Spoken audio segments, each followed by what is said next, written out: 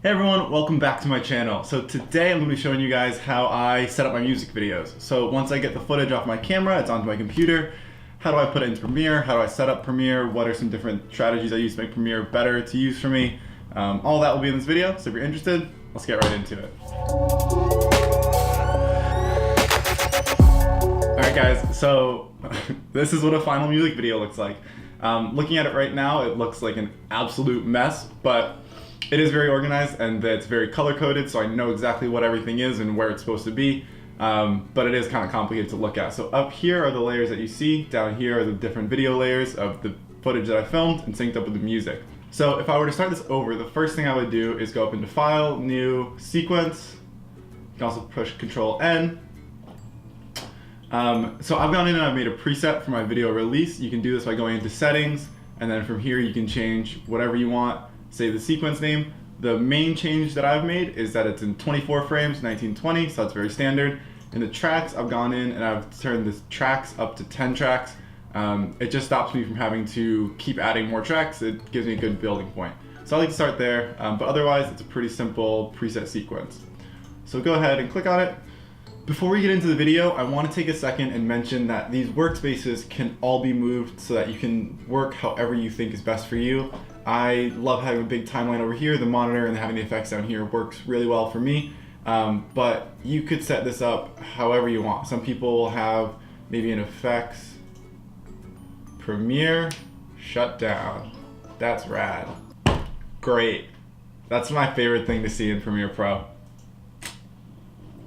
Oh well, that's why we autosave a lot. Premiere Pro crashing right there is great timing, to be honest. Make sure that if you're doing anything, you go into Sequence, you go into Edit, Preferences, Autosave. This is a great tip to have. Make sure you go to Autosave right here, and then I have my autosave up to every 1 minute so that I really can't lose anything. So the first thing I would do is pull the song in. This is the song with the click, which I don't want. This, I believe, is the final one. Great. So, song's in, simple enough. Next thing I would work on doing is setting up the footage. So here I have all the footage in a folder. So this is all of the footage from the music video, which is, it's a lot. This is 61 different files of video. All right, so now the footage is in my timeline. Getting it to sync up with the song is the next part of the video. This is my least favorite part of the video, but it's probably the most important thing you're gonna do, because if your footage is not synced up with the music, it becomes worthless pretty quick and the video is gonna drop off really fast. So even though this isn't the most fun part of the process, it's super important that you put time in to do it really well. So if I go ahead and I take clip, let's find whatever this clip is. Normally I would do it in order, but for the moment we're gonna go ahead and just do a couple to show you how it works. So Alright, I'm good to go. I don't know what we're talking about, but you hear the song start and the footage audio starts. So come back.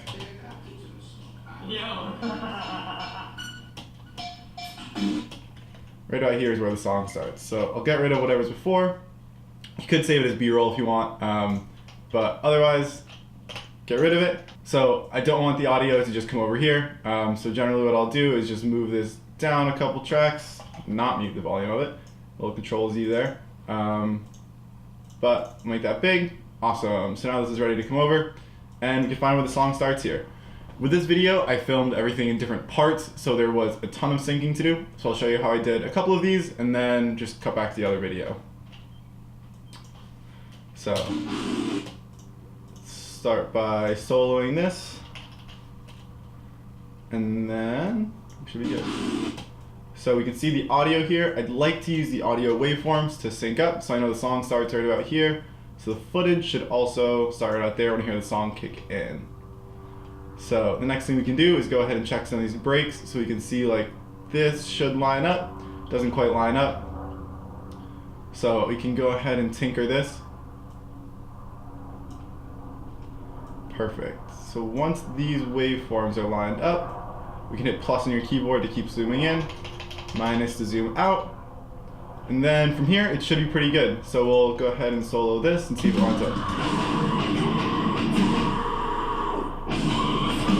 And that looks good. That looks like it's all synced up. We're back here. It took some time, but we're here. I set up like what the first half of the music video essentially would be. So you'll see here there's 26 tracks of video, and they're all color coded to the person they are. So if you click this little eye here, it makes the track invisible, so we can go through and click that for just about every one. And so what you'll notice is that these light blue tracks are the clips of me playing the song. Green ones are my buddy Pete playing the song, doing his vocal parts, and then these light blue ones, whatever, dark blue, I don't know what color that is. Whatever color that is my buddy Krim playing the song. From here, we're ready to start cutting the video together. So I'm ready to start picking exactly what scene is gonna be the best to go with the different part of the song, with the video, whatever. So we come back into projects, and then just to keep myself more organized, what I like to do is come into here, new adjustment. I don't want to do an adjustment layer. I want to do a transparent video. Transparent video. We'll sort this a little easier so I can actually see something. Go down to T, find my transparent video. Great.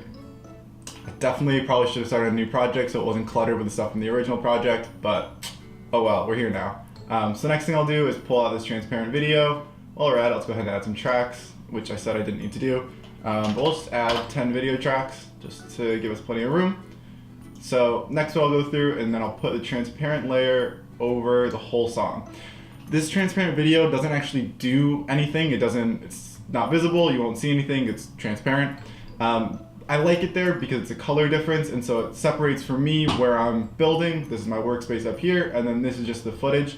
And sometimes that gets kind of messy, so I like having a very clear barrier between them so I can keep easily aware of what's going on. From here, what I'll do next is figure out the aspect ratio. You can find these all kinds of places. I have some on my desktop. So if I go into here, desktop, letterbox templates, and then black letterbox, 2K. We'll go 2K 39 is pretty standard. I think that's what the original video is in, but I'm not sure. But we can drag and drop that in. Same thing. So this then becomes my upper layer of everything. This has to go over every other single thing I'm seeing. The last thing I like to do before I get going is I'll come into here and I will make an adjustment layer, which I already have a million of in here. But I'll make my adjustment layer and then just give it a quick color correction. Obviously I'm not looking to get anything perfect here because I haven't even started the video, but I have to watch this for a long time, and if I'm going to be looking at it for a while, I want to look at it when it looks nicer. And also, if I feel like if I watch the whole video like this when it's uncolor corrected, if I do any color correction when it's done, it looks great. But if I've looked at it with some color correction the whole time, then I can be way more critical at the end and really dial in what I want the video to look like instead of doing it last minute and just going on my first option.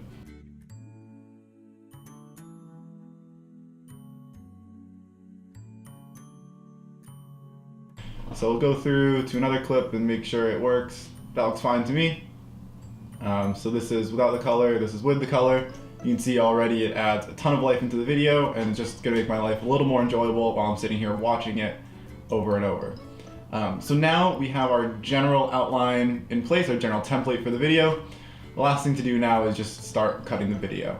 At this point, it's just going through and watching each thing, trying to find what you want and how you want it to work. So this, actually, I think is one of the first shots of the video. So we could go ahead and press C on our keyboard, cut that, V to drag it up, and then I would put it here. Obviously, if I was actually making this video right now, it would be more intricate. I would watch all the other ones, but right now, we can just give that example. So let's say next I want to go to a shot of someone else. I don't want to go back to back with the same person. So I can look, I know by color that this is someone else already. We can check it out, see how this clip looks. So again, play it from the start and just keep watching it. So that could be cool B-roll. We could cut that, put that in. That is how I set up my music videos in Premiere Pro. I hope that was helpful for you guys. This is something that I feel like a lot of people don't want to talk about. They don't want to show exactly how their sequence works, but I wish someone had taught me sooner, so I wanted to show you guys sooner. So I'll bring this back up over here just to make my life.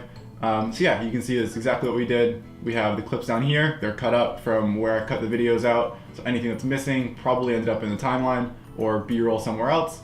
And then up here, so we see the transparent video to separate it. We see this is all of the video with the adjustment layers.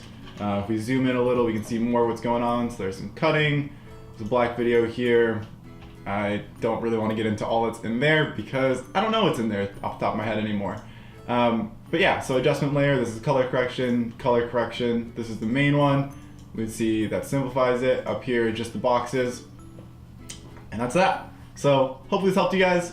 I wish someone taught me this sooner. Let me know. Let me know in the comments if this helped you, and otherwise, I'll see you next time.